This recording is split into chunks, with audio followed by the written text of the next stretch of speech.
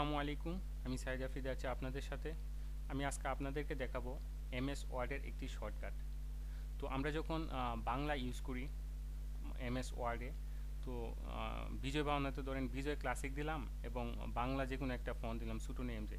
এখন যদি আবার ইংলিশে মুভ করতে চাই, তাহলে আবার কি এখানে ইংলিশ, পাশাপাশি এখানে ইংলিশের ফন্টটা টাইমস নিউ রোমান বা যে কোনো একটা ইংলিশ ফন্ট বারবার গিয়ে চেঞ্জ করতে হয়। এই যে টাইমস নিউ রোমান দিলাম, ঠিক আছে। আবার যদি বাংলাতে ব্যাক করতে চাই, তখন আবার এখানে গিয়ে চেঞ্জ করতে হয়। তো আমরা চাইলে কিবোর্ডের শর্টকাটে চাইলে করতে পারি যে যে কোনো একটা কি বাটন প্রেস করলেই ছোটো এমজে চলে আসবে, এবং যে কোনো একটা বাটন আরেকটা বাটন প্রেস করলে টাইমস নিউ রোমান চলে আসবে।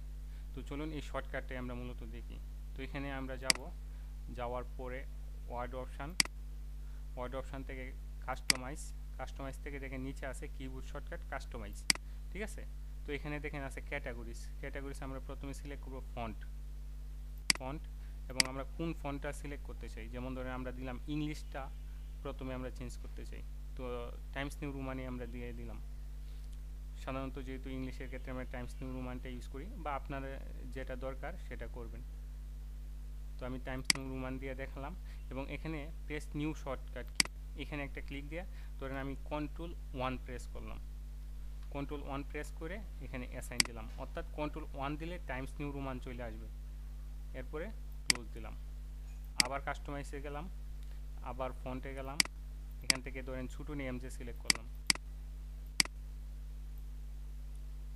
ছুটুনি এমজে, এবং এটা শর্টকাট দিলাম Ctrl+2।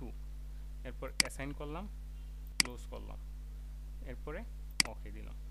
এখন যদি আমরা Ctrl+1 দিই, দেখেন টাইমস নিউ রোমান চলে আসছে, এবং Ctrl+2 প্রেস করি, দেখেন ছুটুনি এমজে। Ctrl+1 দিলাম Times New Roman, Ctrl+2 Sutonny MJ. এবং এই বিজয় 52 কিবোর্ড শর্টকাট হিসেবে Ctrl+Alt+B প্রেস করলে যে একবার ইংলিশ, আরেকবার Ctrl+Alt+B দিলে বিজয় ক্লাসিক। এখন ধরেন আমি বাংলা টাইপ করব, যেমন দিলাম